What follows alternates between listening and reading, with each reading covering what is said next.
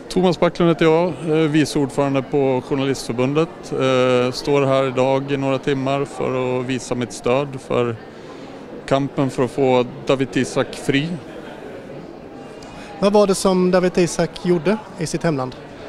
Alltså, han jobbade som många olika saker, men bland annat journalist, jobbade för en tidning i Eritrea och fängslades då för precis 18 år sedan utan rättegång och sitter fortfarande fängslad utan rättegång. Vem var det som såg till att han fängslades? Ja, det är väl regimen, exakt vem som fattade beslutet, det vet inte jag, eller jag vet inte om någon annan vet det heller, men den bilden man har är ju att regimen inte, ja, man menar ju att han är en förrädare. Det har ju varit uppmärksammat på Expressens hemsida under väldigt lång tid, Dawit Isaak. Vad tycker du om det? Jag tycker det är jättebra. Jag tror att man behöver jobba på många olika sätt för att han och andra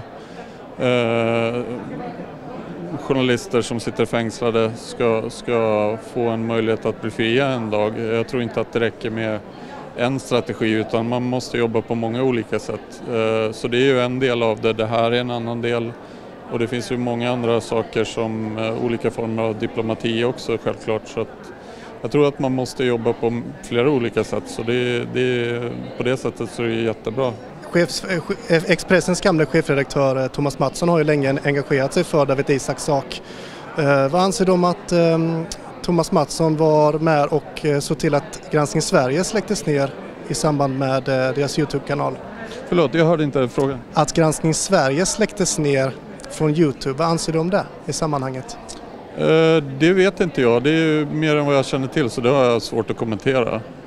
Jag har inga kommentarer. Jag känner till för lite om det helt enkelt. Så jag har svårt att kommentera det.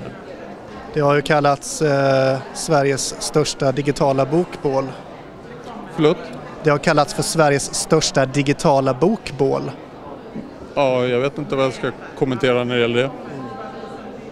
Tycker du att vi har en fri press i Sverige när man gör på det viset och stänger ner medborgarjournalister som tar eget initiativ och bidrar till mångfalden av nyheter i Sverige? Ja, men jag vet inte om jag kan inte kommentera saker som jag känner till för lite om, så jag kan inte svara ja eller nej på den frågan. Så inga kommentarer. Det har ju varit en ganska stor händelse med när man involverar multinationella bolag och regeringen och annat. Vad tycker du om själva saken att journalister inte granskar makten utan går samman med makten? Ja, det får ju stå för dig om du anser att det är så. Jag har inga kommentarer just i det enskilda fallet, så ja, jag kan inte kommentera det. Jag har ju lite papper med mig som visar på hur det här gick till. Kan visa här ett litet ögonblick. Jag har en artikel från Expressen som visar på att Thomas Mattsson anser att det var uppenbart brottsligt material som lades upp på Granskning Sveriges kanal. Borde man inte gå via polisen istället då, om man misstänker att det har skett något brott, tycker du? Jag tror att det är en fråga som du får ställa till Thomas Mattsson, som han får svara på. Men du som då arbetar med yttrandefrihetsfrågor och engagerad inom Journalistförbundet, hur kan du ha missat en sån här sak? Vi jobbar med väldigt många olika frågor, så att om jag nu har missat just den här saken, det kanske beror på att vi jobbar med väldigt många parallella frågor samtidigt. Men blir det inte lite intressant i sammanhanget att ni intresserar för yttrandefriheten i Afrika men inte i Sverige? Om att vi inte intresserar oss för yttrandefriheten i Sverige, det får ju stå för dig. Inte tillräckligt för att känna till det här, menar jag då? Ska jag kanske förtydliga? Ja, det får också stå för dig. Jag skulle säga att vi jobbar i allra högsta grad med yttrandefriheten även i Sverige. Så att... Kan ni tänka er att backa upp omkring Granskning Sverige och försöka få dem tillbaka på plattformen igen? Jag kan inte kommentera någonting eftersom jag inte är insatt i det enskilda ärendet, så det går inte att kommentera det överhuvudtaget. Men om vi tar rent allmänna frågor då, att man som medborgarjournalist blir avstängd, är det bra? Hur definierar du en medborgarjournalist? Vad är en medborgarjournalist? Ja, alltså en person som på sin fritid ringer samtal och ställer makthavare till svars. Nej, jag kan inte kommentera. Du måste förtydliga vad du menar i så fall. Ja, alltså journalist är ju inte en skyddad titel. Och Reportrar utan gränser har ju definierat Granskning Sverige som just journalister.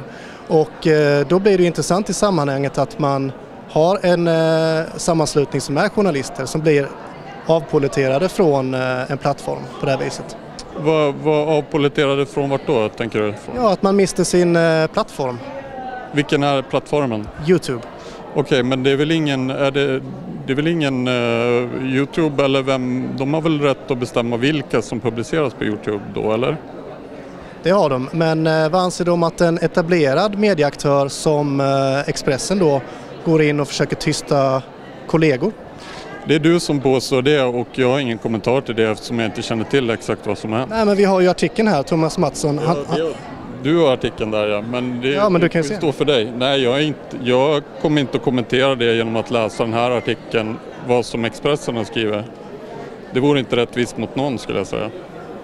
Vore det inte rättvist för att få klarhet i vad det är som händer nu när du ändå är intresserad i de här yttrandefrihetsfrågorna? Det är mycket möjligt, men vi jobbar med yttrandefrihet på väldigt många olika plan. Det är möjligt att vi ska titta på det här, men vi har väldigt många frågor som vi jobbar med. Det har ju gått nästan 1,5 år sedan det här hände. Varför har ni inte agerat än? Jag törs inte svara på det. Det är möjligt att vi har agerat, men det är mer än vad jag känner till. Jag har jobbat på den här posten sedan i februari. Så att... Hur står det till med yttrandefriheten i Sverige då, anser du? Det beror på vad du jämför med. Det är en väldigt stor fråga. Det är väl både bra och dåligt beroende på vad man jämför med. Vad är det för någonting som kan bli bättre, anser du? Jag skulle säga att alla saker i alla frågor kan bli bättre. Så gäller väl även yttrandefriheten. Men om det är ur ett internationellt perspektiv så skulle jag säga att vi har en väldigt bra yttrandefrihet i Sverige. Det har ju framkommit att Egor Putilov, en skribent på Samnytt, inte får inträde till riksdagen. Vad anser du om det? Jag har inga kommentarer till det. Det måste riksdagen svara på. Men han är ju journalist. Ja, men det måste ändå riksdagen svara på. Det är inte min sak att svara på det. Men du är engagerad inom journalistiska frågor. Vad tycker du om det? Ja, men alltså, jag är här och intervjuar dig. Så. Ja, men du är här och intervjuar mig. Jag har ingen kommentar på det. Så du har ingen åsikt att man inte ger vissa journalister tillträde till regeringen, till exempel i riksdagen? Jag tycker att det är ju riksdagen som måste bestämma vem som ska ha tillträde. Och det är det jag har kommentar till. Är det demokratiskt, tycker du? Jag har ingen åsikt i den frågan. Vad är det som gör att du inte har någon åsikt i de här frågorna? För att det är ju ändå någonting som berör journalistiska skrået, till exempel. Är du inte orolig för att om nu Egor Putilov nekas tillträde idag, att du kanske nekas imorgon? Jag kan inte säga, alltså det måste ju vara i alla sammanhang riksdagen i det här fallet som bestämmer vem som ska tillträda till riksdagen eller inte. Så det är de som måste svara på den frågan. Det kan inte jag svara på. Vilka tycker du ska få tillträde till bokmässan när det kommer till journalister? Till journalister? Det måste bokmässan svara på. Bör alla journalister få tillträde till bokmässan, tycker du, för yttrandefrihetens skull? Det måste bokmässan svara på. Det har ju visat sig att Nya Tider har ju nekats pressakkreditering här. Vad tycker du om det? Jag har ingen kommentar till det. Den frågan får du ställa till bokmässan. Om du själv hade nekats tillträde här, hade du haft någon åsikt om det då? Jag har köpt en biljett hit så att det tänker jag att jag får göra. Kommer du att intressera dig för och kanske sätta dig in i fallet om Granskning Sverige och hur det har gått till nu? Som sagt, vi bevakar alla frågor som har med yttrandefrihet att göra. Om jag eller någon annan hos oss kommer att göra eller inte, det kan inte jag svara på. Vi diskuterar alla frågor som har med yttrandefrihet att göra, så jag kan inte svara ja eller nej på den frågan. Du får ha en trevlig bokmässa. Samma. Tack. Man kan ifrågasätta om Backlund talar sanning då hans chef Jonas Nordling har ställt upp en intervju i just fallet om Granskning Sverige där han tycker det är bra och till och med kräver att globala aktörer tar sitt ansvar. Backlund verkar således tycka att det är rimligt att storföretag hindrar journalister om de har en annorlunda åsikt än den rådande politiskt korrekta. Frågan måste ställas om Backlund anser att detsamma gäller i Eritrea. Tycker han i förlängningen att det är upp till Eritrea att tysta de journalister de vill, eller gäller det bara i Sverige?